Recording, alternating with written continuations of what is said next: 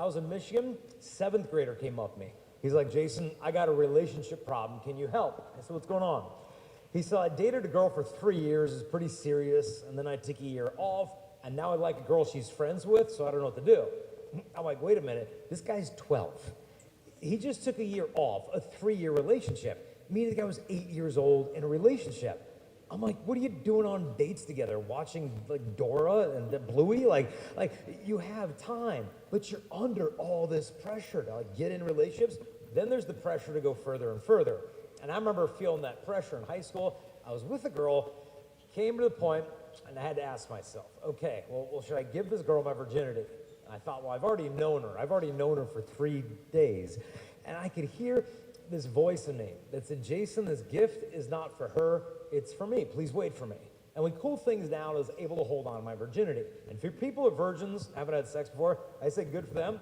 I've got right here what's considered to be the most comprehensive sex research ever done. It's about 700 pages. And what they found on page 503 is that people who get married as virgins have a divorce rate that's about 70% lower than those who won't wait for marriage. Now, some people think, well, that's great, but look, I'm not a virgin, or I had my virginity taken from me. Does that mean I'll have a messed up marriage? If you're like me, you're so sick of all the divorce going on. We were at a high school in Washington. After the talk, a junior came up. He said, Jason, I know what you mean about divorce. He said, Jason, my dad is on his 9th marriage. The boy was 16. He's watched his dad get 8 divorces. Nobody in here wants a divorce, but how are you going to stop it? I'll suggest one thing. If you hope to get married one day, that means you hope to promise somebody, I'm going to love you and honor you all of the days of my life. Okay, today is the day of your life. Are you willing to love and honor that person before you meet him? And what I mean is this. Biggest question I always get is how far can you go? Easy way to answer. We're at a high school in Chicago. It's an all-boys high school, 800 boys. After the talk, guy raised his hand. He said, okay, Jason, your talk was fun, but can we get specific? I said, sure. He said, I want to know exactly how far I can go with my girlfriend. I said, that's a fair question. What do you want to do with her? And he was like, I'm like, oh, great. I said, look, I'm going to have you answer your own question. I said, do you want to get married one day? He said, yeah, I'm going to get married. I said, if you're going to get married, that means your future wife, she's out there somewhere right now, isn't she? First time ever, he thought about his future bride. And he said, yeah, she is out there, cool. I go, but let's say she doesn't live here in Chicago. Let's say she's around from California. School's getting out right now. She's coming home from class with her boyfriend, who's a guy you're never going to meet. And he's got his arm around your future wife. And he's saying, baby girl, I love you so much. Your eyes are so beautiful. You're amazing just the way you are. And she's like, oh, you're so sweet. And he walks her home and he sits her on the couch. He's like, hey, baby girl, you feeling fine? Because you looking fine. She's like, stop. And I said to the guy, I was like, man, you know what's going on that couch, don't you, with Mr. Riz? You know what's going on right there. He's like, I know. I'm like, that guy is trying to trick your future wife into doing some sexual thing with him, trying to make her think that if she gives him that, he'll like her more when he's just using her more. I go, does that bug you? He's like, I don't know. I'm like, you don't know? That guy doing that with your future wife doesn't bother you?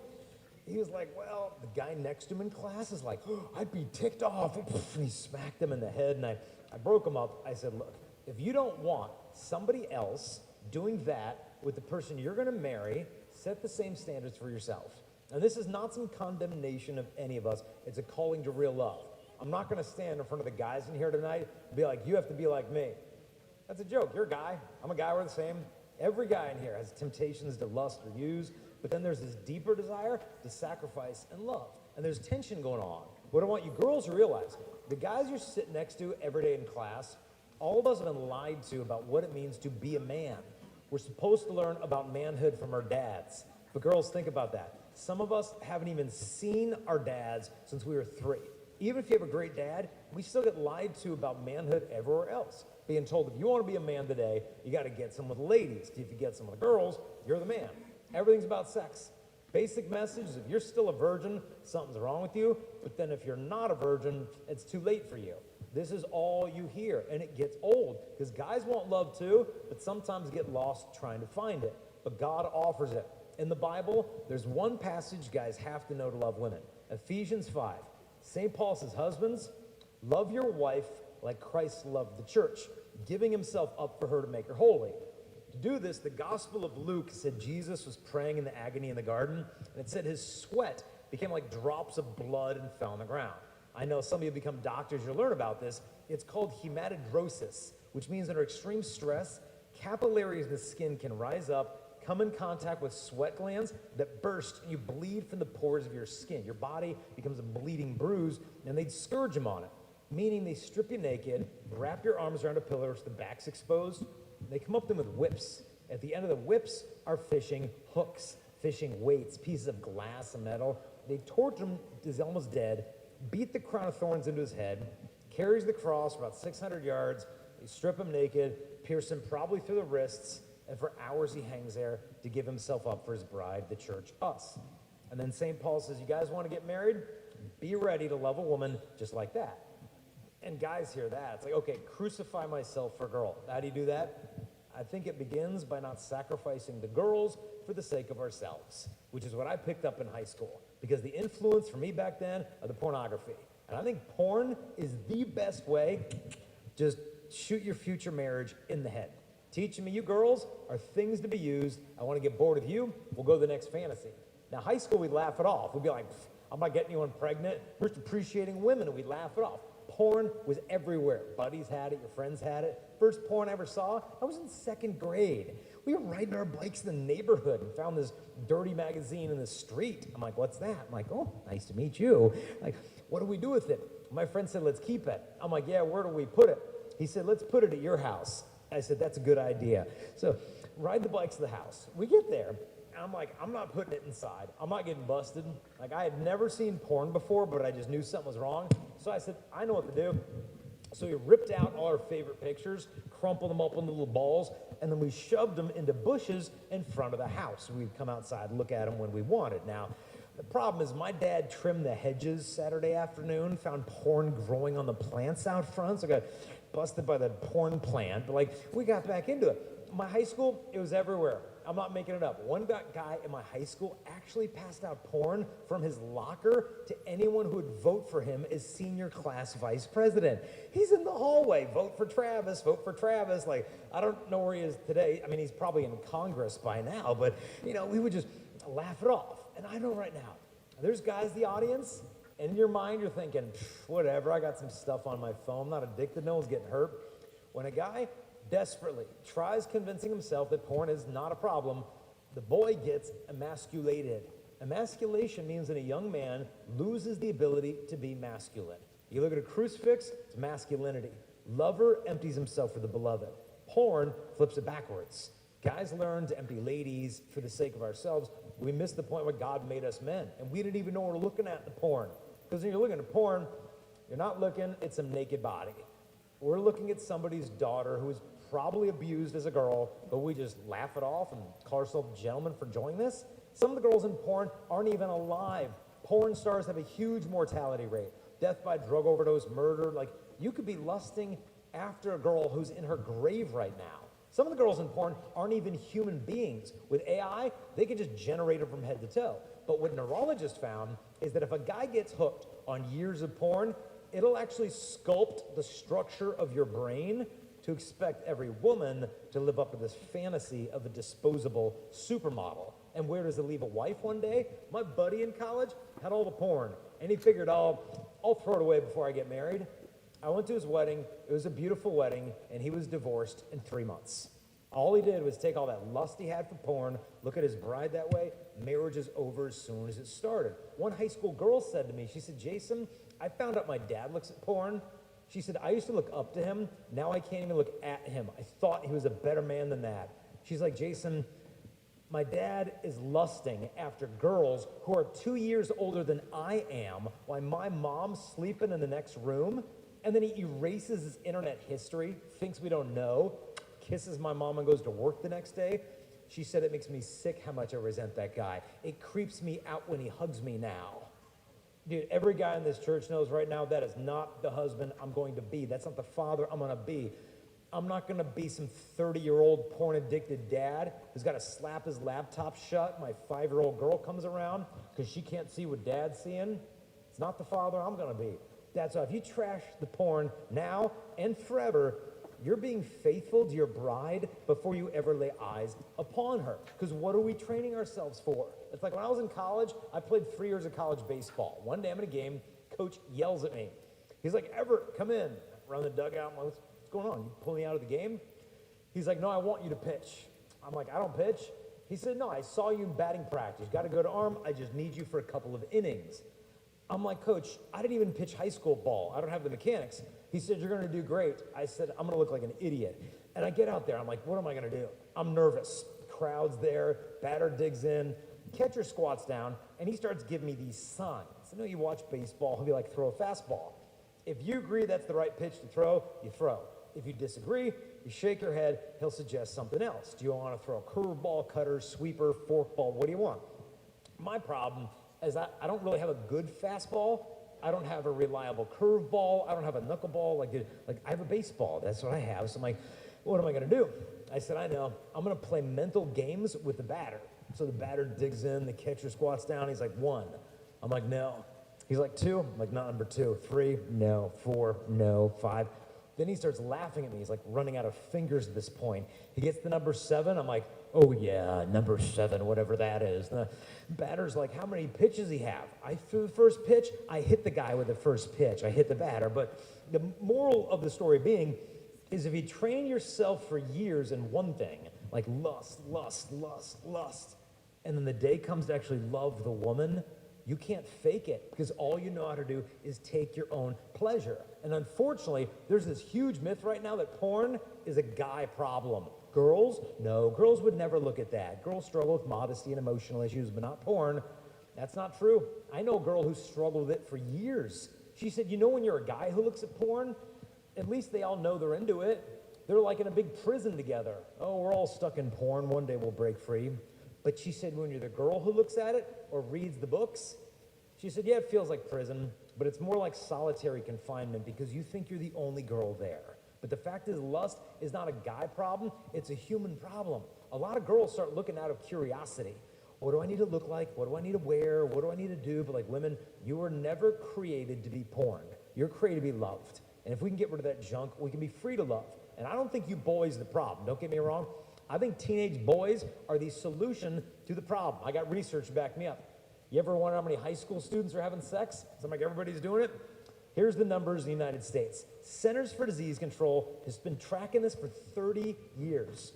The sexual activity of American high school students in the last 30 years, the rates of sexual activity have been constantly going down.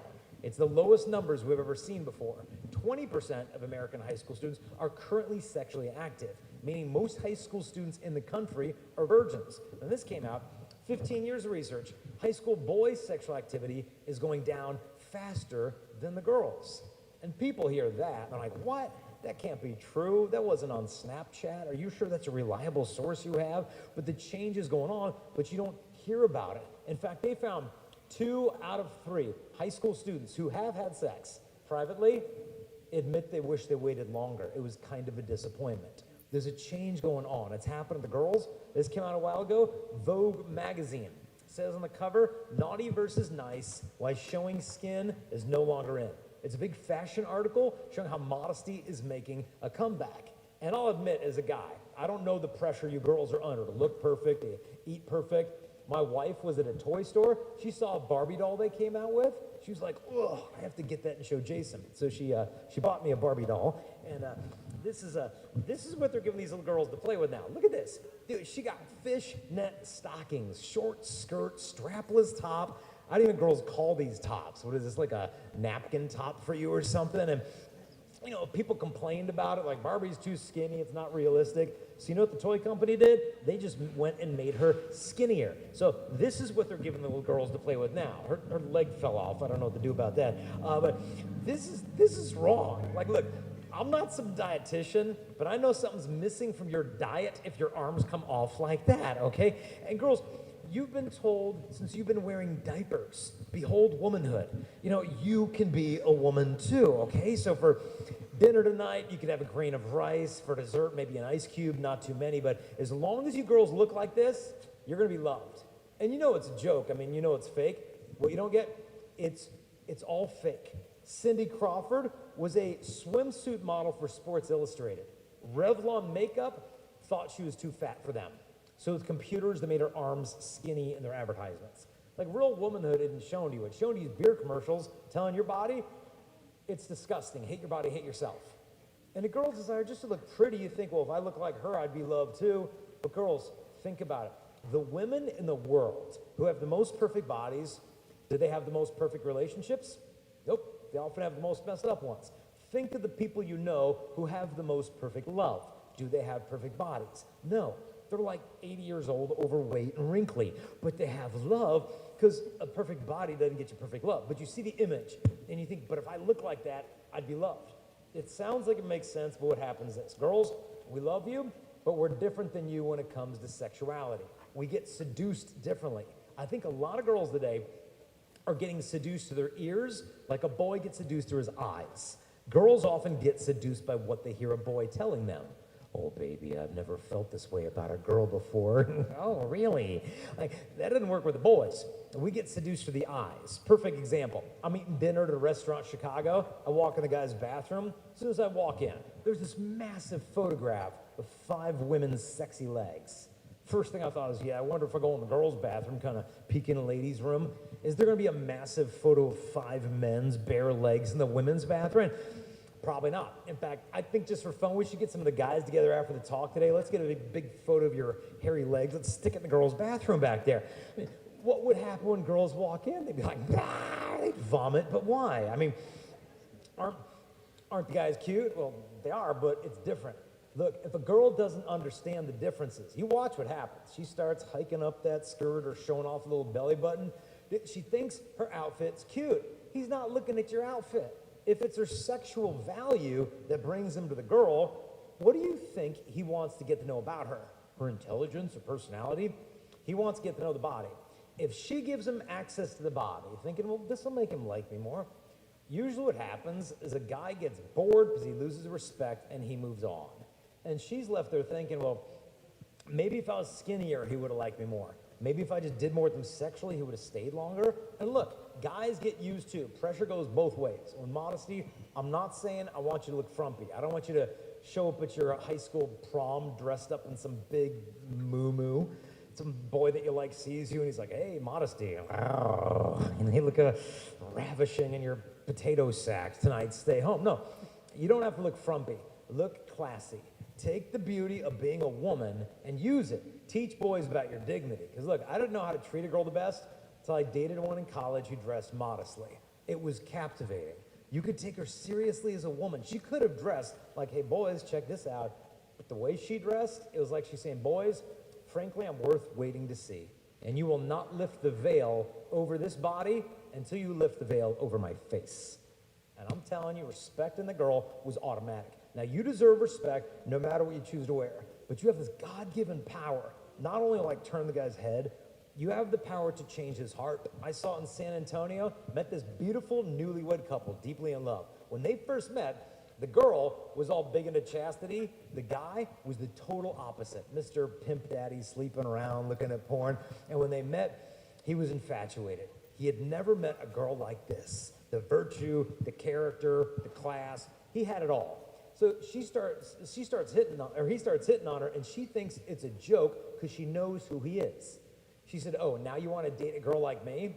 And he's like, yeah, why not? What's got to happen? She said, 3 things need to happen. He said, okay, what is it? She said, okay, step number 1, you need to ask my father permission to date me. And he's like, that's kind of old school, but I'll do it. Fine, what's number 2? She said, I want you to read this 500-page book on chastity and the theology of the body. 10 days, he read the whole thing. He said, I did number 2. What's number 3? She said, okay, number 3, you may not kiss me until the day you lift my veil on the altar as my husband. She just wanted to see if he was willing to sacrifice because she would not give away her kisses freely. And he said, okay, sign me up. And he dropped his entire old way of life only to become worthy of this one great woman who's now his bride. Now, girls, I'm not recommending you go off and date Mr. Snoop Dogg, hoping you're going to be the Messiah, but the fact is you have power. The question that remains, like, what will you do with the power? Because, like, at the end of the day, you will never convince some boy of your dignity till you first convince yourself. And here's the proof. We're at a high school in Louisiana. Picture this, a gym filled with 1,400 girls, not a single teenage boy. I said, girls, the boys aren't around, so just be honest. How many of you girls actually think that if you met a guy today who had self-control, he was a gentleman, pure in the way he talked about girls and treated them, how many think finding the virtue of chastity in a guy today, that make him a lot more attractive to you? 1,400 girls put their hands up. I said, okay. Then I went next door to the all guys school, 1,200 boys. I told the fellas what the girls said. One guy put his hand up. He said, Jason, I don't believe you. I go, no, I promise, all the girls with their hands up. He said, no, I believe you. He said, what I'm trying to say is, like, we don't believe them. I said, why not? And he's like, look, you're telling us that they want us to be all innocent and pure, but they're going to dress like that at our dances? They're going to dance like that at our dances? You're telling me she wants me to treat her like a princess, but they're going to act like that on the weekends? He's like, we don't take them seriously. They don't take themselves seriously. And look, I'll grant you girls, it's hard to find modest outfits. You go to buy your prom dress, everything they sell you now is low cut, bare belly, bare back, some slit up to your armpit. Like, I know it isn't easy, but girls aren't helpless. And girls are like, but Jason, if you can't be sexy, how can you get a guy's attention? Can you flirt? It depends. Flirting means different things. Flirting for me, when I was in second grade, if I liked the girl, throw a rock at her. You know, it's like, oh, it's like, dude, she's hot. Oh, here, watch, like, you know, pop. Like, yeah, now she likes me. Yeah, she has a concussion. Well, that's her problem, but, you know. Now, girls are different. Girls flirt like this. When you girls are in fourth grade, this is how you'd flirt. Don't even act like you did. Fourth grade, you'd see a cute guy. You'd be like, oh, he's so cute. And you get in the huddle with your girlfriends. It's like a team effort. Like, he's cute, what should we do? And they all start plotting together. And the first girl's like, let's give him a note. Oh, that's brilliant. Get out the paper. You know, like, do you like my friend Sophia? You know, yes, no, or maybe. It's like a survey. He's got to check the box. Then you commit. And then what happens? The girls got like sixth grade. Then you get more sophisticated. See the cute guy? Oh, he's cute. What should we do? Your friend's like, I know. How about when he's leaving class, I'll shove you into him. Oh, that's good. Shove me into him. Yes, yes, yes. And you guys see the girls hitting each other laughing. Reason girls think it's funny, this is what girls talk about when they go to public bathrooms, like 30 of them at a time into the bathroom. Dude, they have couches in there half the time. They got like drawing boards. You shove them into this locker, I'll come around the back. I was at a concert once. Dude, I saw 4 girls come out of one porta potty. I'm like, that's not even sanitary, but you got to do what you got to do. But then what happens is a girl gets to what? 8th grade or high school. Basically, as soon as you become a woman, the world will tell you, ladies, look, now that you become a woman, you got something the boys like now. Better than your old notes and games, you've got that body. You can give it to the guy, he's going to like you more. Now, girls always begin with this idea. Okay, let me get this straight. So long as I'm technically not having sex with him, I'm being good. So hooking up and making out, not a big deal. Sending him a pic, not a big deal. Doing that with a guy, well, as long as I love him, it's not a big deal. Why not? Well, because those other girls are worse than I am. And when it's all said and done, the girl convinces herself this priceless gift of her body is like not a big deal. Something starts to die in the girl. She could go from boy to boy to boy, never sit still. By the time she gets to college, she's got no clue who she is. She defined her whole identity by the boy she's clinging to. She thinks she's in love with him. She's probably in love with the fact that he makes her feel wanted when she doesn't even want herself half the time. But she's afraid of being alone, and she'll settle for a hookup, but something dies in her. I read about a guy sleeping, his dog's barking, came in the backyard, dog's barking at a bush. And he's like, that's a bush, shut up, go to bed, go to sleep. 2:30, the dog starts barking. Guy came in the backyard with a stick. Come here, Pooch, smack, beat the dog into submission, back to sleep. 2:45, the dog starts freaking out. The guy threw a fit, cocked a gun, came in the backyard, apparently shot and killed the dog in the backyard, and went peacefully to sleep. But then what happened is the robber who was hiding in the bushes got out of the bushes, walked over to the body of the dead dog, came inside the guy's house, apparently killed him in his sleep, and robbed everything that he owned. And that dog is like our conscience that tells us right from wrong. And I've said to my conscience, dude, shut up. Don't tell me I should be looking at that. Don't tell me I should be doing that. Dude, shut up. I'd kill the boys to do it anyway. Think I'm free. I'm not doing what my mom wants. I'm not doing what the church wants. I'm free. But then always think afterwards, yeah, you're so free, you can't even say no to it anymore. You're so free, how come you're empty afterwards? You're so free, how come you can't look her dad in the eyes whenever you go over her house? That's your freedom, and it leads to the point where a girl will think, Jason, you got cute stories, but you don't get it. Look, Jason, I'm not a virgin. Or Jason, I had my virginity taken from me. Or something bad happened to me when I was a little girl. And wouldn't you guy like you're all talking about, as if I know any, would even want a girl like me, been through what I've been through? Jason, I am damaged goods. It's too late. Once it's gone, it's gone. Okay? I'll tell you what that girl doesn't understand is that women, your value does not come from your virginity, okay? Your sexuality has value because of you. You're the give, and you still have yourself to give. Anybody can start over. I know one girl, she's 2 years old. She had her first memory. It's her alcoholic, unfaithful, drug-addicted, sexually abusive dad hitting her mom. And he divorced and left the family. He's one of these guys out there, just kind of like male enough to get a girl pregnant, but not man enough to be a daddy. And so she's raised with no father. She gets to high school. She doesn't know how gentlemen should treat a lady. Football player asks her out. She's thrilled. They start dating, and he says to her, honey, I've never felt this way about a girl before. I love you. And for her, those words were magic. She never heard that at home. She said, I love you too. He said, if you love me, show me. She knew what that meant, so she went to her girlfriends. She said, he wants to start doing this and that. What do you guys think? They said, you like him, right? She said, well, yeah, I like him. And they said, then it's not a big deal. Everybody's doing it. Don't be a prude as long as you feel ready. Get it over with. So she figured, yeah, not a big deal. At the age of 15, she lost her virginity, thinking they'd be forever in love. She said, in all actuality, all respect was thrown out the window. Because she said, after a while, he didn't want to spend time with me anymore. He was basically spending time with my body. Because when a girl's getting used, oh, she knows it. She tries to distract herself, but she knows it. There's no peace. He lost respect for her. He started fighting more, because whenever they're together, it's like that's all he wanted.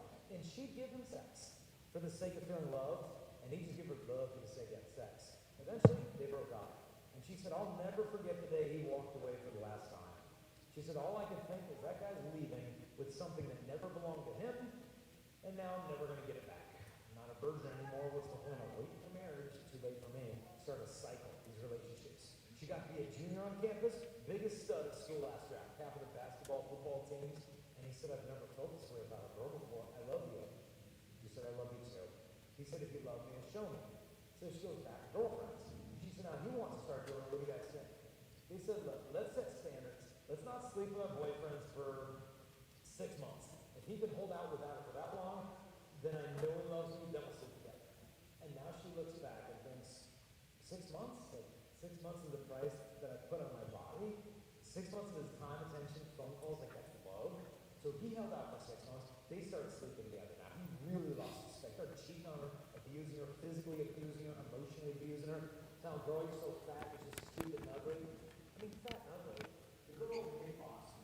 Going to the prettiest girl in the high school of 3,000 students.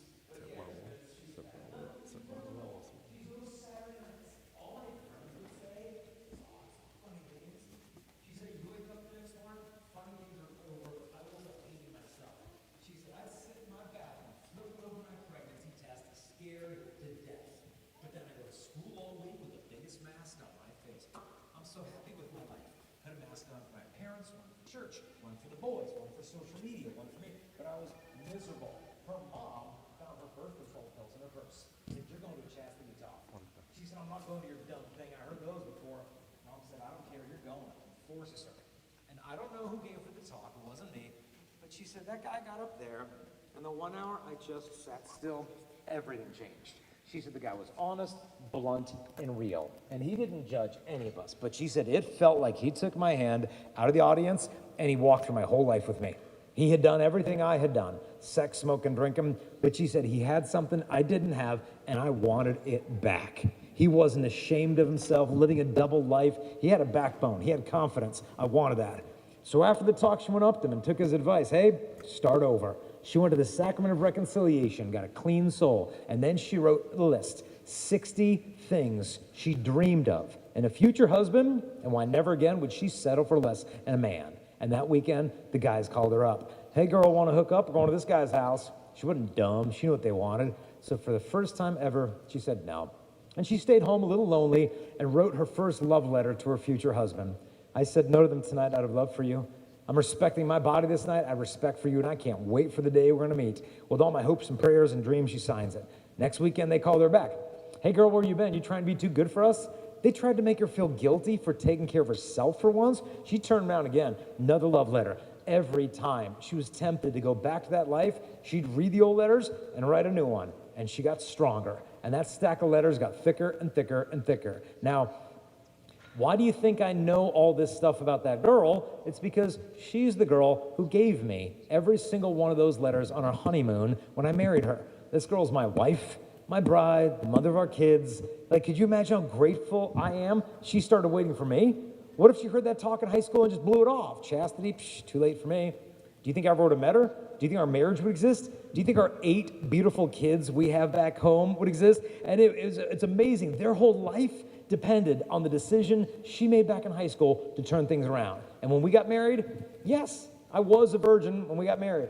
You couldn't pay me all the money in the world to give it to anyone but my bride. Now, she was not a virgin, but she was worth waiting for, and she knew it. I would have waited for her until I was 50. She started over. In a lot of ways, I did too. And we don't want to end up getting divorced, so we did things to decrease your divorce rate.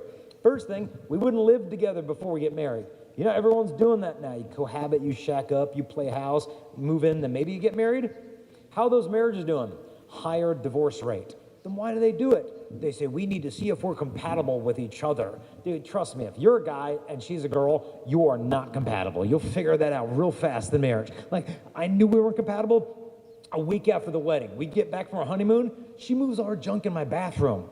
You know what happens when a girl gets in a guy's bathroom when you get married? It's called a hostile takeover, all right? Because, like, guys' bathrooms are perfect. What do you have? Soap and shampoo. That's it. Some guys don't even have that. And then she moves in. I counted one morning, she had 24 bottles of things in the shower. It's like a chemist lab in there now. I'm like reading them all. She's got like these pumice foot polish and exfoliating body wash with raspberry, melon, lavender, kiwi, chorizo. I'm like, oh, it's salad dressing. They have razor blades all over the place. And so the point is that you're not gonna be compatible. And that's because girls are weird and guys are entirely normal. And that's obvious. But do you know where the word compatible comes from? It's from Latin, compati, which means to suffer with.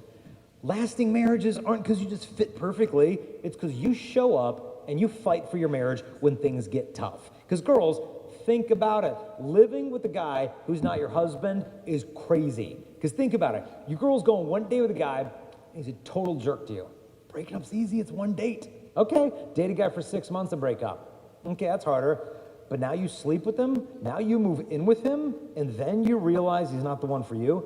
Can you imagine how hard it would be to let go when you've invested that much? Girls don't want to. Girls want to stay put and fix the guy. Her girlfriends tell her, can't you see he's got problems? She'll make excuses. Look, I know he's made some bad decisions and he comes from a bad family and he's a convicted felon and everything, and his friends call him El Chapo. But he has a beautiful heart inside. It's like, dude, quit dating your imagination. Here's the deal. Never date or marry anybody hoping they're going to change. The only reason to commit to anybody is if you hope they're going to stay who they are. Otherwise, you're not even dating a person. You're dating your own imagination. You get so hung up on who you thought they were or who you hope they'll be that you become blind to who they are. So first thing, we didn't live together. Second thing, we didn't sleep together before we got married. If I had sex with Crystal before marriage, I'd be lying to her. My body would be telling her one thing. Well, I've given myself totally to you. I'm all yours. If I'm not her husband, the embrace of sex is a lie. And some guys will say to me, but what if it's not like that? Some cheap one-night stand. What if you really care about this girl? And you both talked about it and you both feel ready. How come you can't sleep with her if you really love her? Really love her? What's it mean to love her? You do what's best for her. Really best for her to wake up tomorrow? Am I pregnant? Is my mom going to find out? I spoke at a high school in Texas. They had 87 girls pregnant on campus. This did not include the junior high. Brought the number of pregnancies over 100. But here's the question. How many pregnancies do you think that school would have if it were the guys who could get pregnant? Girls, wouldn't it be fun just for 1 month of each year if guys could get pregnant? Let's say March is now male fertility month. I mean, what would happen? Most guys would be like, oh, it is National Abstinence Awareness Month this month. I've got my pledge card, my purity ring. Everything would be different. Dates would be different. Imagine some football player with a girlfriend, and she starts flirting about sex. He'd be like, well, I'm not ready for sex. Coach would kill me if I got pregnant on the football team next year. I can't run for touchdowns like that. That's not going to work. And let her take the risk any night of the week as long as it's her future, not his. And some guys will tell me, oh, but I'm telling you, I really love this girl I'm sleeping with. Look, if a guy loves a girl he's sleeping with, how come if they're in bed together at her house and her dad comes home, the guy will jump out of like a 5-story window rather than face the dad? This happened to my friend John in high school. He's over at my friend Michelle's house. They're up in her bedroom messing around. They weren't even supposed to be seeing each other. Her dad is supposed to be at work. He came home early, saw John's car out front, whoa, boom, bust the door down. They hear him coming upstairs. My friend John's freaking out because he's trapped and there's nowhere to go. He's like, Michelle, where can I hide? In the closet, in the desk, in the microwave, where can I fit? And there's nowhere to go. And he looks, Michelle's bed is like 6 inches off the ground. So he's like, honey, I'm going under there. He dives under the bed and he wiggles under the mattress. He's like, and the bed's like moving up and down on his chest. And then Dad breaks the door down, boom. Where's John? Now, Michelle is smooth. She's like, John who? It's like, sweetheart, the bed's levitating behind you. There's a clue. So Dad comes up to the bed, looks underneath. My friend John is on the floor in the corner, shivering like a rat under the bed. Like, what is he doing there? I mean, if he really loves this girl, why does he know, boy, you better hide from the man who loves her the most? Because he knows in the depths of his heart, this has nothing to do with love and sacrifice. It's about lust and pleasure, because if it were about love, you know how proud he'd be to show the father how he loves the daughter. But as it is, he hides. But why is her dad like that? He's all uptight and protective. Because he's not naive. He knows the price she'll pay. Because look, sex is sexist. Girls always pay the biggest price. I mean, look at this. They studied here 10,000 girls. When a girl starts having sex, what happened in her life? They study girls from the ages of 12 to 26. They found if a girl starts having sex and she's 12, it's like 7th grade, on average, these girls go on to sleep with about 21 different men in their lifetime. If a girl starts having sex as an 8th grader or freshman, she'll average 14 lifetime partners. Sophomore, junior, it's 8, senior, it's 7. Numbers go down according to how long you wait. But the sooner the girl starts, unless she starts over, she becomes more likely to have more breakups, STDs, out-of-wedlock pregnancy, become a single mom, live under the poverty level, have a divorce, have an abortion, be depressed, on and on. The longer the girl waits for sex, the happier she's going to be. Now, this does not mean if you're not a virgin, have a miserable life. All this means is how can a guy look at this and say, oh, but I love her enough, I could do that to her? And with Crystal and I, this is not why we save sex for marriage. Do you think we practice chastity because of this? It's like, well, honey, I'm afraid of increasing your rates of living under the poverty level, honey. We can't do that tonight.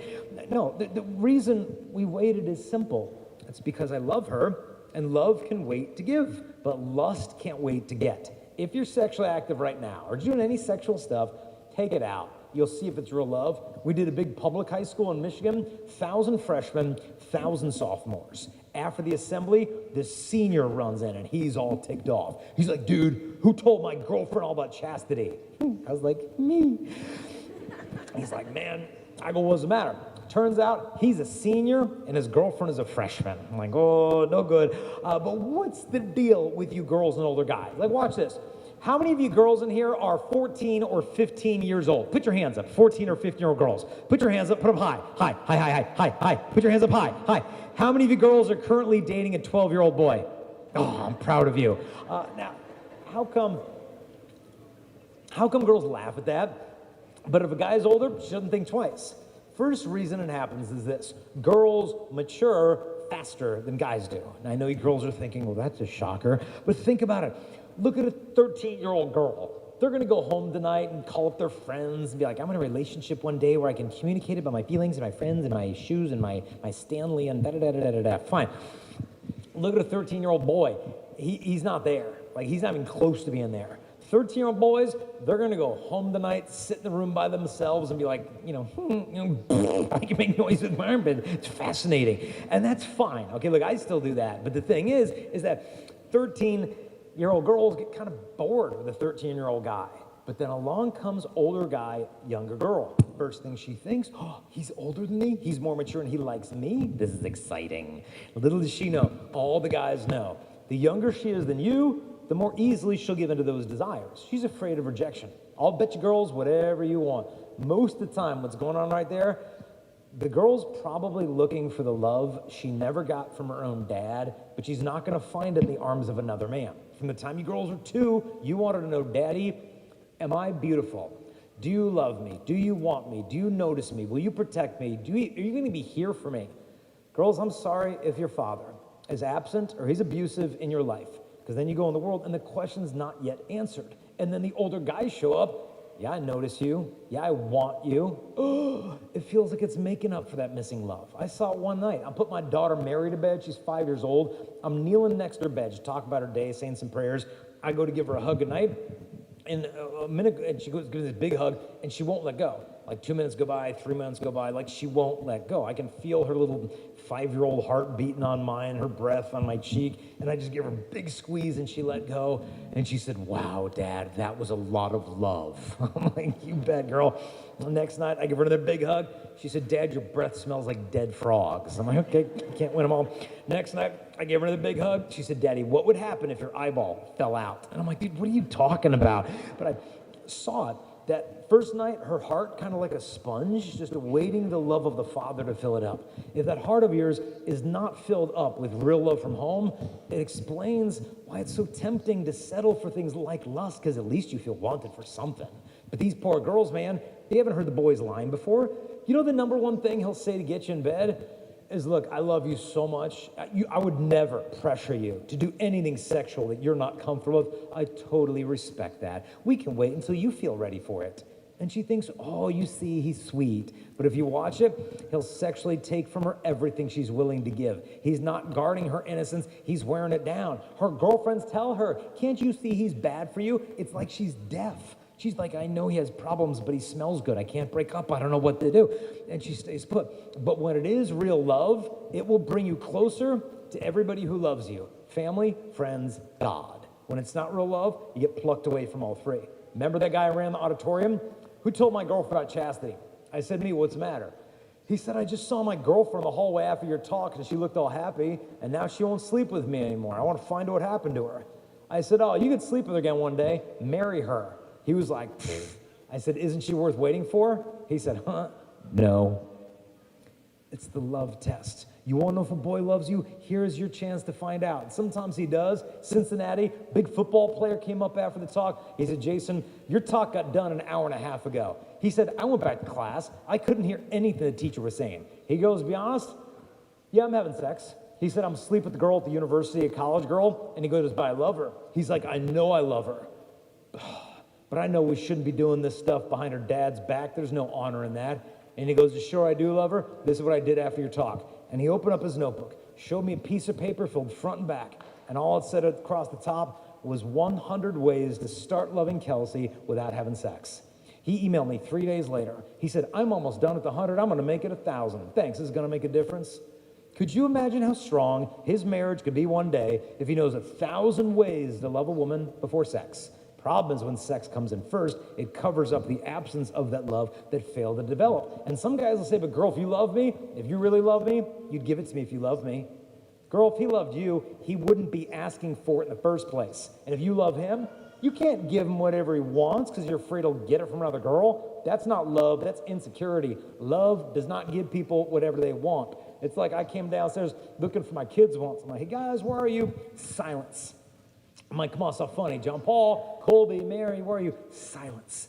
Now, when my kids are quiet, it means they're either sleeping or doing something illegal. Those are the only options you have on the table. I know they're up to no good. I look in the kitchen, freezer's open. There's a gallon of ice cream missing from the freezer. I'm like, yeah, I know who that is. Colby. I'm like, Colby, I know where he is. I go in the kids' playroom. We've got a big slide in there. Under the slide is a cave. I look in the cave, dude, sure enough, there he is. He's completely naked, eating the gallon of ice cream out of his lap. I'm like, El Gordo, give it to me. And he's like, oh, here comes Dad. I grab his fat little ankles. I'm dragging him on his butt on the floor. He's still scooping it in, sliding on the floor. I pull it away. I'm like, give it to me. He pulls it back. He's like, you don't love me. I'm like, I don't love you? I'm like, dude, you're lactose intolerant. I'm like, boy, you'd be on the toilet for a week if I let you eat all that. Of course, I love you. It's because I love you. You can't have whatever feels good because it's not good for you. It's the same principle behind chastity, love. Why do you think I waited 27 years for my wife? Love. You think we save sex for marriage because we're like afraid of it? Well, we can't have sex. We're going to get pregnant and die of an STD and go to hell. We can't do that.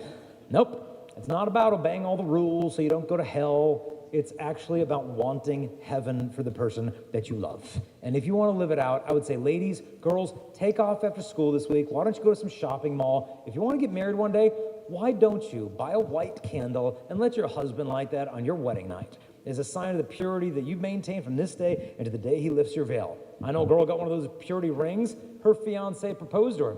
She took the ring off and gave it to him.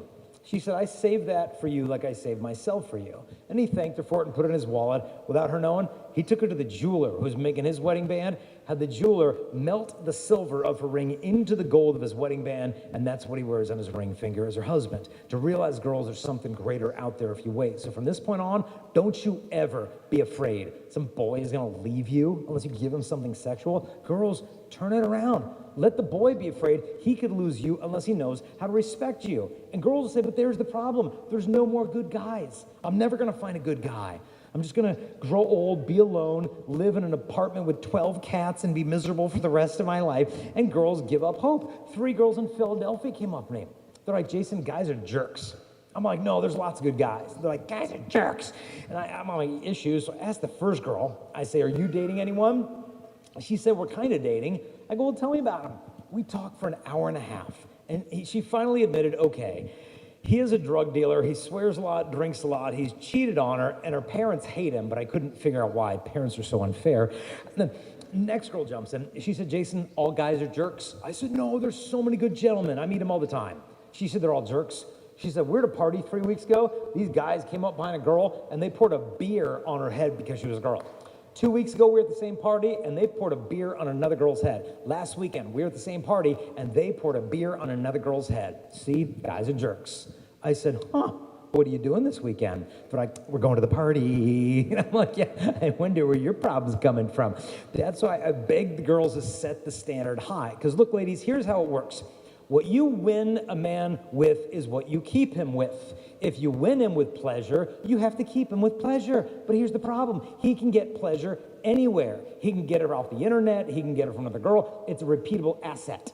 If you win him with your body, then you have to keep him with your body. But here's the problem. Every woman has a body. I can't even remember the last woman I met who did not have a body, okay? It's a repeatable thing. But if you win him with who you are as a human being, the relationship is far more likely to last. So if you want any body part you need, it's called a backbone. What does it look like? Perfect example. I read about a girl, true story. She gets a text from this boy, and this guy wants her to send him some revealing photograph of herself. And so he texts her, he's like, hey, why don't you send me a picture of yourself? And she's like, okay, click, took a selfie of her face and sent him that. He got the picture and he texted her back. He's like, hey, I didn't mean a picture of your face. And she's like, oh, okay, here you go. Click, took a selfie of her foot and sent him that picture instead.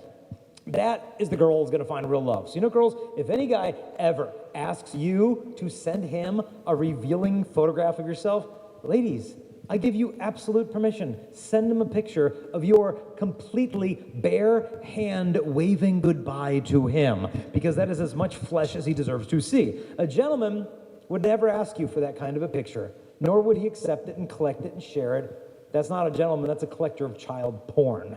Don't date these losers, and never date a guy who hides behind his phone to ask you out to begin with. Because if he won't ask you out face to face, he won't even break up with you face to face. We got to make relationships more human. Now, guys, where do you go from here? I think guys could have different reactions to the talk. First reaction, you can walk out of here. What's the first thing you look at usually? Guys look at the guys. What'd you guys think of the talk? I don't know. What'd you think of the talk? I don't know. What'd you think of the talk? Because look, girls in high school, we do want to impress you, but I'm sorry to break the news in high school, we are way more interested in impressing the other guys. Because until a man knows he's a man, he's always trying to prove he is one. So if I think degrading a woman somehow makes me more of a man, I used to do it to score points with the boys because I was kind of insecure. But what's needed with chastity is authenticity. You can't be one guy on Saturday night, a different guy Sunday in church, one guy in front of the girl's parents, and then their backs are turned and you become somebody else. It demands you have no duplicity. New York, 3 basketball players came up after the talk, and I love basketball. We started talking. They're sleeping with all these girls. And I said to him, how do you want some guy to treat your daughter one day? He goes, oh, we ain't having daughters, we're just having sons. I'm like, oh. I go, why don't you want a daughter? And he was honest. He said, I know what I'm doing to girls. He said, I'd kill a guy if he did it to my girl one day. So that's the solution, is use girls and don't have your own? Nope. What's needed is authenticity. I saw it at a school. They had the best basketball team in the country. After the talk, the star of the team came up to me. He's almost 7 feet tall. And he walks up, he's like, yo, can we talk in the back? I'm like, yes, come with me. And I took his hand and we went back here. I'm like, well, what's going on up there? He said, look, be honest with you. He said, look, I've been with so many girls. I've done so much stuff. I knew it was wrong, but dude, she wanted it. I wanted it. Half the time I was drunk and I tried to blame it on the beer. He said, nowadays, girls around here, he said, they're worse than the guys half the time. You should see the nasty messages they're sending. He said, but after you talk, it's different. He's like, I want to be faithful to my wife before I meet her. I don't want to get married and give her all these memories I have of girls I'm never going to see again when I graduate. But how do you start over when you've been where I've been? He said, when you're with the girl and she says she's ready for sex, how do you say no to that? I said, if she thinks she's ready for sex and she's not ready to be a mother, then she has no clue what she's talking about. Boston, 7th grade boy came up to me. Jason, my girlfriend, I've talked to him, we're ready. I'm like, he's 12. I'm like, ready? I'm like, are you ready to be a father? He said, no, just for sex. So after explaining to him the shocking connection they just discovered between the two, I said, look, you know I'm married, got a couple little kids. I go, you know you don't know about me? Our first baby has had so many medical problems. He's had to be in all these different hospitals.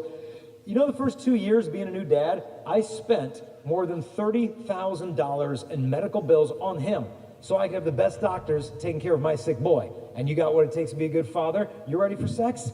He opened up his wallet and showed me his money. He's like, I have $5. I'm like, buy her pizza. I mean, if you love her, you prove it. Is it easy? But no, but let's be honest, guys. We cause 90% of our own temptations by what we look at and who we hang out with. But then we want to blame it on the girls for why it's hard to be pure. You want to make it easier? Find good friends. My friends in high school were terrible. Best friend and I, driving home from school, he pulls his car into the parking lot of a pornographic adult bookstore. I'm like, what are you doing? He's like, I want to go in the nudie bookstore. I'm like, don't go in some nudie bookstore, you filthy little pervert. And he's like, well, I'm going in there. I'm like, well, I'm not going in there. I'm not some perv. My porn's at home. You know, I'm sitting there. It's like 5 minutes, 15, 20. I'm like, what is he doing? I look at my watch. Yeah, I got a confirmation class to be at a church soon. And I'm sitting in the parking lot of a filthy bookstore waiting for the best friend to get out. It dawned on me, Jason, you made a stupid choice of friends. You might have a lot of good friends, but you don't have friends that are good. But then I found those good friends, campus ministry, life teen, youth group, a lot easier to live a good life because you always become like your friends. Second thing to make it easier, only date a girl if you can really see yourself marrying her one day. My friend Philip did this. 8th grade, he saw the girl he's gonna marry. Points her out to his mom. Hey mom, you see Tiffany? She's a good girl. I like her. She's beautiful on the inside and the outside. They stayed friends through junior high, friends through high school, because there's no rush to date. At the end of high school, they started dating. Made a clear commitment. Let's save sex for marriage. Guy's an incredible athlete. Quarterback of the football team. Got a scholarship to North Carolina State to be their quarterback. The guy won the MVP of every bowl game he played for NC State. Then he and Tiffany got married as virgins. Then he got drafted by the NFL. And he was our quarterback for a long time in San Diego for the Chargers, Phillip Rivers. And he told me, Jason, one of the ways to stay pure with Tiff is we got the same standards. She was tempted, I'd be strong. If I was tempted, she'd be strong. Tiffany told my wife, as our kids play together, Playboy bunnies used to come to the Charger games wearing her husband's jersey, number 17, calling out to him from the crowd, hey, Phillip, come here, waving an invitation to a party in LA with the Playboy models. And my wife said to Tiffany, well, what did Phillip do? Tiffany laughed about it. She's like, nothing. He ignores them. She has peace. Her husband's a man of God. He'd bring a priest with him on his road games so he would never miss mass before the big game on Sunday because he knew purity is a gift from God. And if you want it, he will give it to you. If you want it, go get it. Go to the sacrament of reconciliation. Some people are like, I'm not going to confession. What if I tell the priest what I did? It's like, that's the point. And don't just go to confession, have a great confession. Some of you have already been to confession, but I'll be frank with you, your confession stinks. Your confession's like, hey, Father, forgive me, I did this and this and this. What about that? Oh, that? Yeah, we don't need to talk about that. That happened a while ago. It was kind of embarrassing. Why don't you get rid of the other stuff? I'll kind of hang on to this one. Maybe next time. Doesn't work like that. Some guy tried to do that to Saint Padre Pio once. Yeah, good luck with that. Saint Padre Pio could just read your soul. Padre Pio looked at the man and said to him, you live near water, but you don't wash.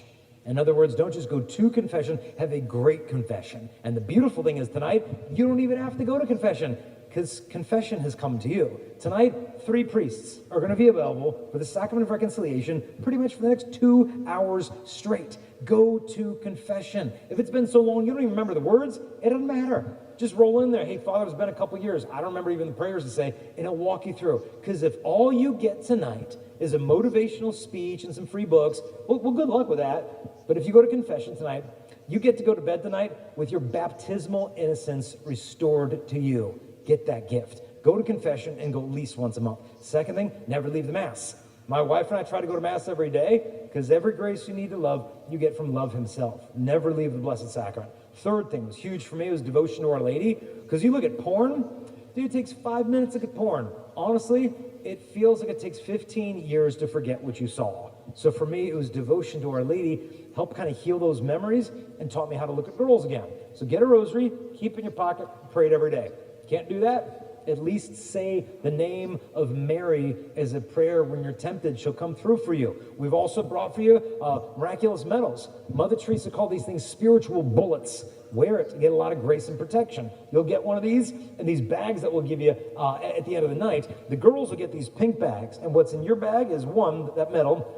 Secondly, is a book I wrote called Pure Love. One my wife wrote for you girls called Pure Womanhood. In the middle of my wife's book, she included for you girls her dump him list, okay? It's like 16 things. If a guy has any of them, just say goodbye. Don't let the door hit you or the good Lord split you. So that's all in there. And then there's also a guide on how to pick a good Catholic college. Because there's like 200 Catholic colleges in America. Honestly, 10% of them, at best, deserve the name Catholic. This is the short list of those solid Catholic schools. The back is the one I went to, Franciscan University. It's an awesome place. So that's going to be in there. You'll also find in there these little chastity commitment cards. If you want to commit to this lifestyle, you can sign this and date it. I got 3 friends in college who signed this. All 3 ended up marrying girls who had signed the same type of card on the same year of the same month on the same day years before they met. Now, it's not a coupon for a husband, but it's a good place to start, so we got a bunch of those. You'll also find in here these little postcards we made. On one side is a picture of my wife and I with a QR code that connects you to all of our content on Instagram, TikTok, YouTube, X in one spot. Because tonight, it's like you get a steak with this message, you get food, but you're going to be hungry tomorrow. What are you going to feed yourself? This will connect you to all of our content with my website, my wife's website, another one I do. Then on the other side are these QR codes. First one is the video of her giving a talk with me at a high school. So if you want to watch the talk again or share it with a friend or a future ex-boyfriend or whatever, the link is right here. And I would challenge you, dude, just share tonight's talk with just one person who's not here tonight. Because imagine if they never hear the message except from you, this is your chance to share it. It's right there. How to break free from porn, how to start over, all these different little links to our website. So all that stuff is there. Now the boys are going to get all the same stuff in their bag except a book I did for them called Pure Manhood instead of the Womanhood one. And then the parents, you may have already got your bag on the way in. If so, you can dump it in your lap and I'll just kind of run through what you'll get. One, a book I did with Chris Stefanik on raising pure teens, because you're the primary sex educator, not the schools or the church. This book explains how to do it. You'll also find there a big postcard. On one side is how you can donate to support our ministry. We're a 501c3, and so that's really helpful. But on the other side are these QR codes. On the bottom, pay attention to this. It's a text to join thing. It's free, and what it will do, it will help you set up internet and phone screen safety in your households. Because parents, look, God love you, but you have to become computer literate. Some of you don't even know how to open an email attachment, and your kid's like hacking into the Pentagon's website for fun after school. Like, we got to catch up. And look, trust me, I get it. Like, dude, it is overwhelming. Okay, so I go into settings, and then general, and then screen time, then notifications, and what tab do I switch? It's a lot to figure out. So we got to figure it out for you. We teamed up with a tech company that'll explain how to do it every day in one 5-minute video for a week. And it's all free. You text the word SAFE to that number there, and they'll just email you the videos. Today, we're gonna look at your browser. Tomorrow, we're gonna secure the router. Day 3, we're gonna look at social media. So by the end of the week, you'll feel like you've got screen safety set up in your house. So that's at the bottom. One more QR code. There's lots of helpful stuff here. Top left. This is pluggedin.com from Focus on the Family. This will give you families movie, television, video game, and music reviews. So if your kid is like, Mom, I want to buy a video game. It's very wholesome and wonderful. It's called Grand Theft Auto. And I think it'd be very important for my character development for me to have that. No. How do you know what's good, what's bad? Go to pluggedin.com. It'll give you all those reviews for free. So there's lots of helpful resources on that. And then also in there are these little envelopes, and we put them in here because everywhere that I go to speak, at the high schools and the colleges, we lay all these tables out with hundreds of free books, and we tell the students, hey, if you guys want it, come and get it, it's free. The students pillage these tables, and there's never enough materials. We were at a school in Virginia, and a girl came in, and she sat on the bleachers, and then I noticed her boyfriend came in, and he sits behind her, and then he wrapped his arms and legs around her during the chastity talk. And at first, it seemed like she appreciated his, like, tentacles or whatever, but then, like, as the talk went on, I noticed she started scooting away from him, then she's totally away from him. At the end of the talk, she comes to the table with all the free stuff, and she leans over to me. She's like, what's that book you have with the 16 reasons to dump a guy? I'm like, that book is right here, sweetheart. She's like, thank you very much. And so we, every year, give away $250,000 of free books, and we never have enough. The kids are that hungry. And so we use nights like this to get parents on board with the mission to help fund us giving this stuff away. And so this envelope, you could put a gift in it. What really helps is when parents just pledge, hey, we'll pledge $5 a month. I'll just pledge $10 a month. It's huge for our ministry as that builds up. We can give more stuff for these high school kids. And so you can fill out that if you want, and they'll pass the basket before the next talk, and you can dump that in if you want. So all that stuff is there, and that's all free, but there is a couple things for sale. One, my wife and I wrote a book for the girls called How to Find Your Soulmate Without Losing Your Soul, 21 Secrets for Women. The first chapter is the top 10 guys to avoid. So it's like a manual on how to avoid losers. And so this is the book for the girls, whether you're 15 or 25 or 35 and single. This is the book we did for the girls.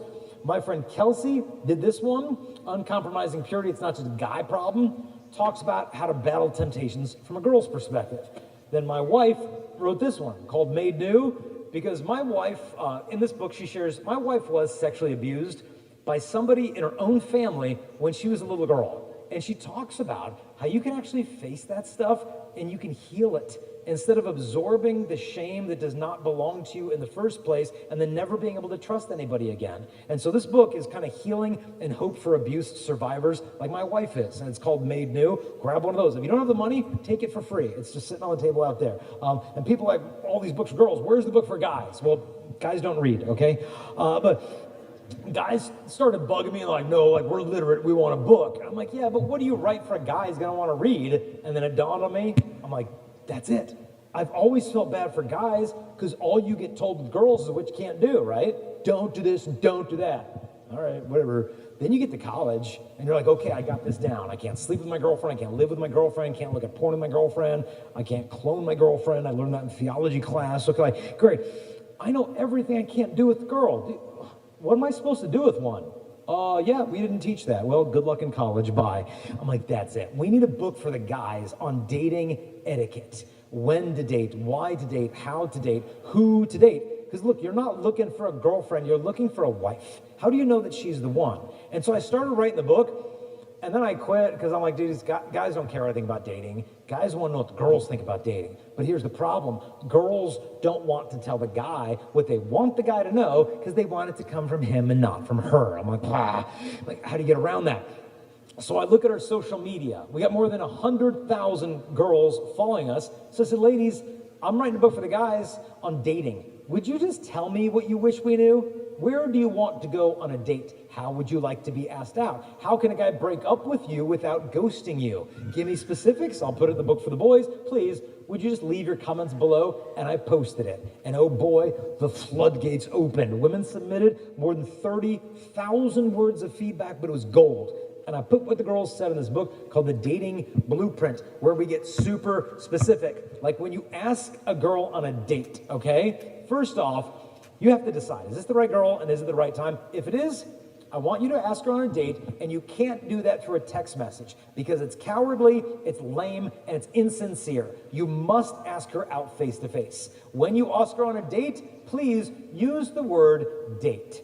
Don't ask her to hang out or to get together, because in her brain, it's like, hang out? What does that mean? Are you going to take me on a romantic riverboat cruise, or we're like sit in your basement and play Minecraft? Like, what do you mean hang out with you? I got enough girlfriends to hang out with. Use the word date. If she says yes to the date, now you need to plan the date. Do not look at her and say, what do you want to do? I don't know. What do you want to do? I don't know. What do you want to do? We could play Clash of Clans, Clash Royale, Brawl Stars, Sidewalk Surfer, Call of Duty. No, plan the date. Like, put thought into it. Problem is, if you tell a guy to plan a date, what does he do? Dinner and a movie.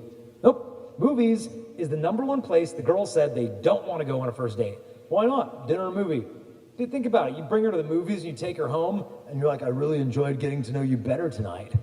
And she's like, what? We just watched Kong beat up Godzilla for 3 hours. Do you think you know me better because of that? No. Take her to a place you can talk and have some fun. If you bring her to a restaurant, you're supposed to pick her seat for her. Not because you're telling her where to sit, but if there's a beautiful view, give her the view. If there's no view, take the seat facing her and then the wall so she knows during dinner your attention is on her, not on ESPN, not on the cute little hostess walking by, and it makes her feel honored. You tell us the young guys, like, okay, that's good, we just want specifics. But the most important chapter, no doubt, is the end. And this last one, on how to date your wife. And I put it in here because I met a woman, and she said, Jason, I've been married for 30 years. She said, do you know the last date my husband took me on was the night he proposed to me 30 years ago, and he's never taken me another date since. 3 decades, no dates? Contrast that to a buddy of mine lives here in Texas. He's been married for 20 years, and never once has he ever missed his weekly date night with his bride in 20 years. Rain or shine, he takes her on a date. It doesn't matter if the kids are sick in the living room, like throwing up in buckets. Like, they don't care. They'll like drug him out with Benadryl and have a date in the kitchen at midnight. Like, he's gonna have a date with his wife. I'm telling you, that guy's kids are gonna know how to date because their parents never forgot how to date. You know why dating is so messed up today? I think it's because so many parents forgot how to date each other. Now we got a culture of single people who pretend like they're dating. Oh, the dating people, they behave like they're married, and the married people seem to think they're single. Everything is out of order, and this book just tries to put the stuff back in order. But the one challenge we have for the guys before you date is this. Here's the deal. You are not allowed to ask a woman on a date if you're still looking at porn. You can't do it. You can't ask a woman to commit to you unless you're ready to be faithful to her. Because you can have your pixels, or you can have a person, but you may not have both. And good guys will say, look, Jason, I get it, okay? Porn is bad. No argument there. And I'm trying to get rid of it. Like, I really am. And I'll be clean for like a month, and then I mess it up. And then I'm good for like 2 months. No porn. And then I don't even know, man.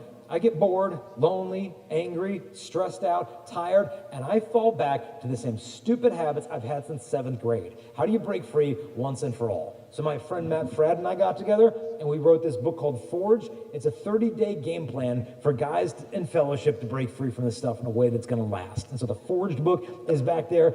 Favorite book I ever wrote is a biography of my hero, St. John Paul II. This is a bunch of stories of him that were not released by the Vatican until after he died. All his different assassination attempts. He was stabbed by a priest. Al-Qaeda tried to kill him in the Philippines. So if you like John Paul, it's got a bunch of miracles he did. So it's a book you'll enjoy. And then we just got permission to print something Pope John Paul II wrote, but he never published. For whatever reason, no one knows, he never printed this thing. And we were just given permission to have the rights to print it. It's a beautiful reflection on human love called the Meditation on Givenness. So this one's back there. My friend Joey did this one. It's not your fault. His parents got divorced, and when they split, he gave up hope because he's like, look, if my parents had such a messed up marriage, how am I supposed to have a good one? Well, he figured it out, and he's got a beautiful marriage today. And so this one's called It's Not Your Fault. There's also a prayer book I did called Pure Faith, because you'll live as you pray. One for the dads called Show Us the Father. Awesome book to read, my favorite book on fatherhood. And then finally, a book I did called Male, Female, Other, a Catholic Guide to Understanding Gender. This is a deep dive into the whole issue of transgenderism and how to respond to that. So all this is there for sale, and then the bags are for free. But the best gift we have for you is this. As of today, I got thousands of people praying for you. Last place I spoke was in Baltimore, Maryland. I asked more than 1,000 students there to be praying for you. The next day, this was on Saturday, I asked 1,200 men in Iowa to be praying for you. And I'll ask in return is if you'd please pray for all the students that I speak to. After this talk, I fly home for the week, and then Monday through Wednesday next week, I'm near Chicago, Illinois, speaking at a ton of high schools. Please pray for them. And then I speak at University of Illinois to the college students. Please pray. Why? It's because I could speak to your future husband or wife on Tuesday. You never know what life they could be in today. That's why I beg your prayers. I know one girl, 16 years old, woke up. I need to pray for my future husband. She prayed, went to bed. Years later, they got married. She said, honey, I prayed for you when I was 16. And he's like, oh, thanks. She says, look, that night in my diary, I prayed for you. He said, I used to have a journal back then. Let me see if I can find it for fun. He found his journal. He said, that's the year I was in the war, because he was a veteran. She said, what does it say that night? He said, honey, the night you prayed for me is the night the enemy troops came across our lines. They slaughtered almost every man in my platoon, and they spared me. So, thanks for your prayers. Prayers are good. Prayers are good. So I beg your prayers. And I know I said a lot today about future husband, future wife.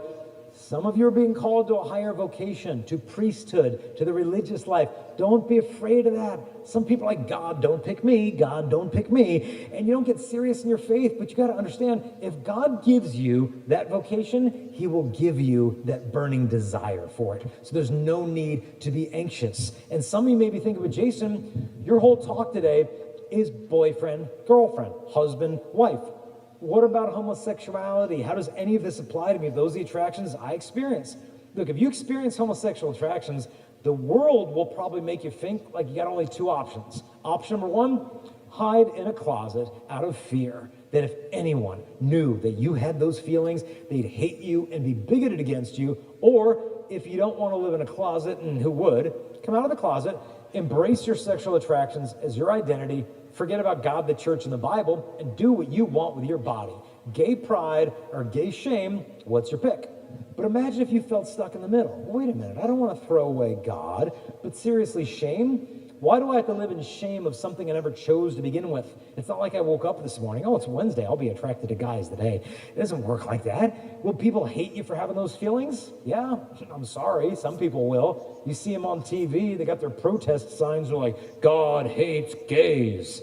I'm like, God hates your stupid sign, all right? That's what he hates. But the problem is, fanatics like that make everybody believe that if you're a Christian, you're some hateful, homophobic bigot. But that's not true. I was in the store buying a frame of a painting someone gave me, Pope John Paul II. I put the painting down, and the guy looked at it, and he's like, oh, Pope John Paul II. He said, I used to be a Catholic boy, but the church doesn't want me anymore. I said, oh, what do you mean the church doesn't want you? And he opened up to me about homosexuality. I said, no, the church wants you. This is your home. God wants you. God loves you. I love you. He's like, what church do you go to? We had a great conversation. 2 weeks later, I came back. I'm like, hey, how you been? He said, you remembered my name. I said, yeah, how are you? And he said, okay. We started talking. 10 minutes in the conversation, his eyes start turning red, and his tear just came down his cheek. He said, can I hug you? I said, absolutely. He came around the counter. I give him a big hug. My son, John Paul, is. I'm like, John Paul, give him a hug. My son's hugging his leg, and I was hugging him. And I was driving home thinking, okay, what is it in the conversation that hit him like that? I think what it was is I didn't tolerate him. I just loved him enough to tell him the truth. Like, look, bud, your sexual attractions, like mine, are not our identities. If anyone in the world defines themselves by who they're sexually attracted to, life would get confusing real fast. Because what would happen to me? Tomorrow morning, I fly out of Dallas Love Airport. What if I see some stunningly beautiful woman in that airport tomorrow morning who's not my wife?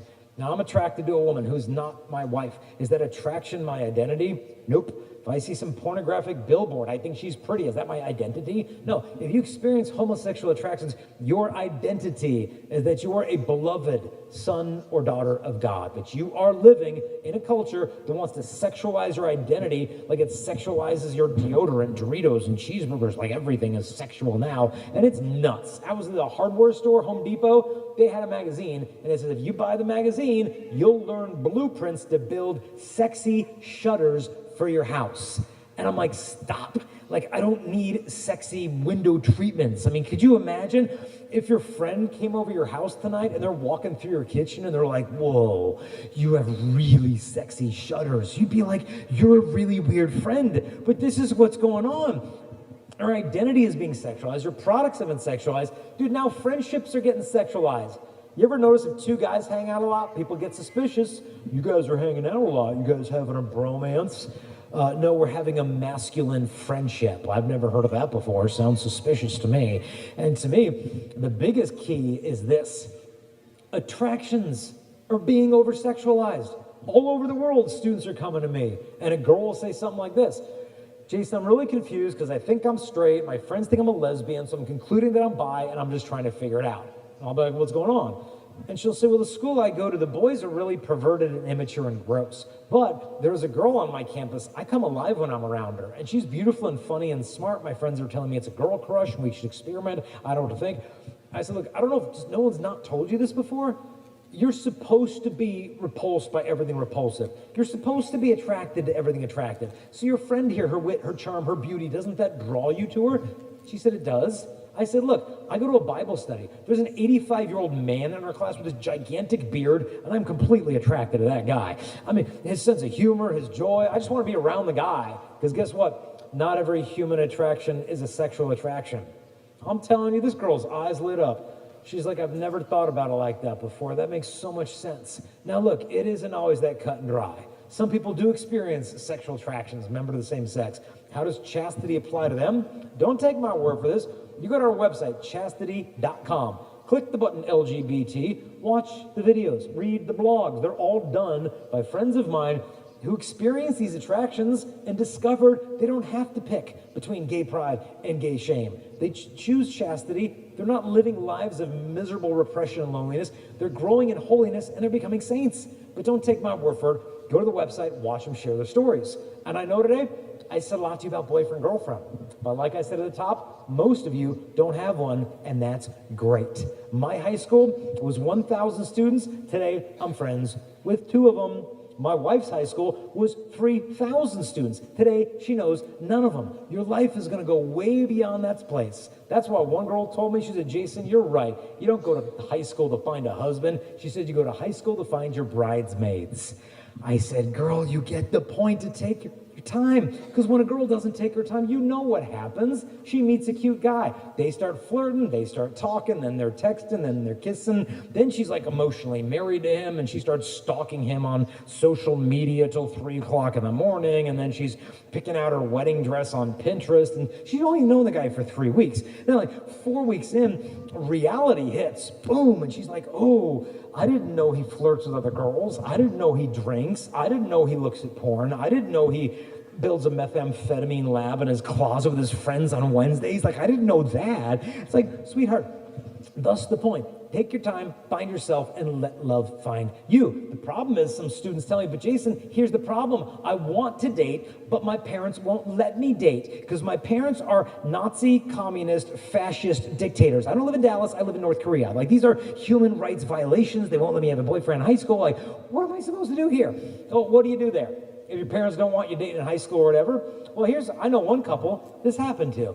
They were seniors in high school, and they had a really good relationship. It was pure. They prayed together and everything. And one day, they're hanging out at the girl's house. And the girl's dad comes in, and he says to the guy, hey, I got to run some errands. Would you mind hopping in the car with me? I'd like to talk to you. And the boy's like, oh, okay, whatever. They get in the car, and the dad's like, hey, so what is this I hear about you having such strong feelings for my daughter? And the boy's like, oh, sir, your daughter is like the most amazing girl ever, and I could totally see myself marrying her and raising a family together. And the dad's like, you know what? You're right. I think she is the best girl ever. But I'd really prefer, as her dad, for her right now to focus more on academics and friends and getting ready for college and playing sports than being in this like really intense romantic relationship. So if you guys maybe scale it back a little bit and just kind of focus on the friendship, just be friends, I'd really appreciate that. And the kid saw the wisdom of what the dad was saying, but it was still hard to hear. And he gets home, and the girl's like, "What did my dad talk to you about?" And he told her. So they had to make a decision. Do we break up and just stay friends? Or do we keep dating behind your dad's back? And they decided to keep dating behind dad's back. But after a couple of weeks of it, it was really gnawing at the guy's conscience. And he said to her, "I can't keep doing this because I respect your dad. And if he found out we were lying to him, it would ruin my relationship with him. Yours would mess up with him, mine with you. The whole thing would be a mess." But before they could tell the dad the truth, he caught them in a lie, and the whole thing was exposed. And it was a mess. And they were crying. And the guy said, "I can't just be friends with your daughter. If I don't have her as a girlfriend, I don't know what to do." And the dad's like, "Look, if you don't know how to just be friends with my daughter, it might be a sign you're not ready to be the boyfriend to her." And they broke up, and she gave back to him all the love letters that he ever wrote to her, which is more than 100 pages of handwritten love letters. And lovingly, they said goodbye with no bitterness towards each other, and he left. But then that night, he came back to her house in the middle of the night, and he dug in her front lawn a hole, buried in there a shoebox filled with all these love letters. And then he covered it up, all the dirt and leaves, and he just prayed to God. And he said, "God, you know my heart. If there's any man on earth who can love her better than me, I'm willing to have him have her. But if I'm that man, would you just change her father's heart?" And he went off to college, and a year went by, and 2 years went by, and they had no communication. And then his phone rings, and it's the girl's dad. And the dad's like, "Hi, son, do you remember me?" And the boy's like, "Yeah, I remember you." The dad said, "I'll never forget the mark you left on my family. That as much as my daughter meant to you, you let go of her because you trusted I wanted what was best for her, and you stood by that sacrifice for 2 years. He said, that took a lot of grit, a lot of character. I'd honor that." And he said, "I know if you'd ever want to date my daughter, she'd be more than willing and happy." And he was thrilled. He called the girl back up. They started dating. They dated for a year and a half. And then on Christmas morning, he had a little box to give her. And she opens the box, and it says red maple tree. And she's like, "What?" He's like, "Yeah, I thought you'd like a tree." And the dad's like, "Why don't you guys go plant the tree?" And she's like, "No, it's freezing outside. I don't want to plant a tree. It's Christmas morning." And the guy's like, "No, I really think we should plant the tree." And she said, "It's too cold." He said, "I think we should plant the tree." She's like, "Okay, plant the tree with a control freak." Okay. So they go outside. The guy pulls like a shovel out of the dad's garage. And he said, I think this would be a pretty good place to plant our tree." And he starts digging where he had buried that box years earlier. He uncovered that dusty box, and then he took out the final love letter that he had written her, which she had never seen before, because he wrote it that one night, and it was his marriage proposal to her. And on bended knee, he asked her to be his bride today. These two are married, and they're raising a family together. This is proof God will honor those who honor him. And if you feel you failed in that task, you have not honored God with your body, with your sexuality, all you need to know is one thing. And if I only had 60 seconds to talk tonight, this is the only thing I'd say to you. That if after hearing this talk, your heart's heavy, you know you got thinking you got to do, all you need to know is one thing. It's how God looks at you for doing that stuff. And this is how he sees you. Dad, a few years ago, dropped his kid off at preschool. And he said, "I love you. I'll pick you up after school.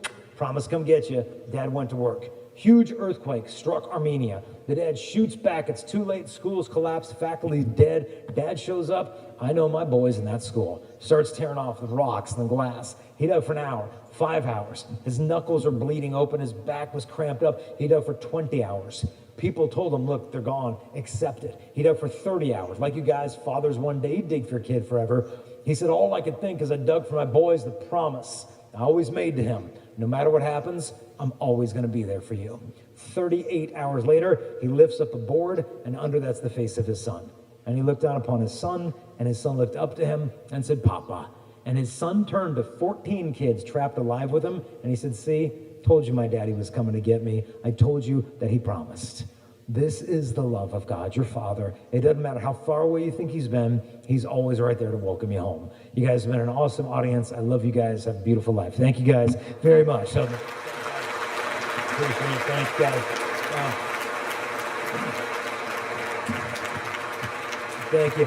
Now, appreciate it. Now, before we do a quick transition, I want to show you one quick thing up on the screen here. And what this is is I was checking one of our social media feeds or whatever, and who puts a post up there? It's like beautiful 20-something-year-old woman. And she said, Jason, I know you've been doing these talks a long time because she said, you came to my town when I was in middle school, she's like 13 years old, and she said, you gave your talk, and after that talk, you gave us those little cards. She said, I didn't sign it right there. I really wanted to think about it. And she said, I took it home and I decided I want this. So she said, I signed it and I dated it. And she said, guess what? I just did it. She said, I'm all grown up now. And I just surprised my husband on the morning of our wedding with that card you gave me when I was 13 years old. Sometimes I think images say a lot more than words, so check this out.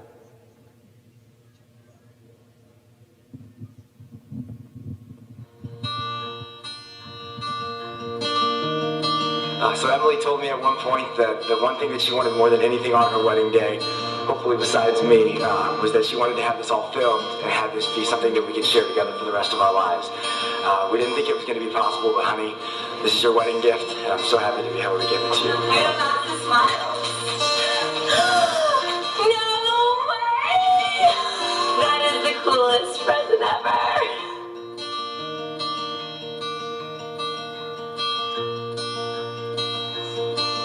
This is something that I don't know exactly when she did this, but she was in middle school. She made a commitment that she would save herself for the man that she was going to marry. And she told me she had this card and she thought she was going to try to find it. Doesn't matter what's in this box. That's pretty freaking awesome.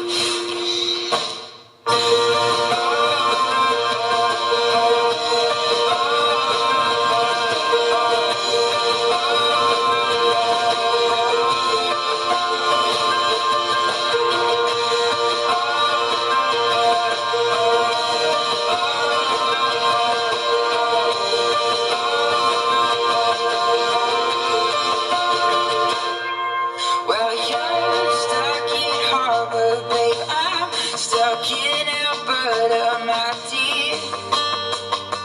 Why are you 10,000 miles from here? Well, I've been thinking of how far we've come from last year. But baby, 10,000 miles from here.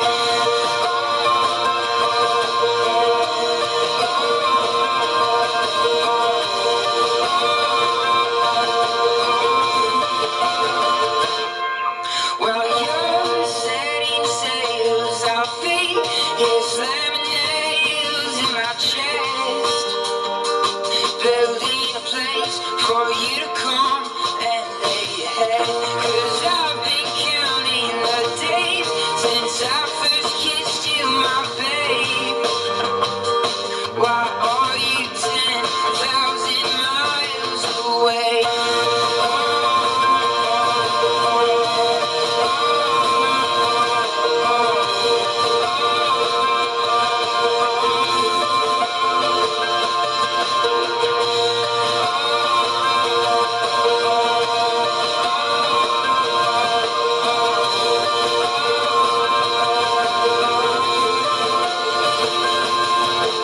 You're sound asleep, 10,000 miles, lost at sea. You know I'll be here, counting sheep inside my head, tossing and turning on my bed. This is not where it will end. I promise you we'll meet again. When I'm lost, you will see. I will find you in my dreams.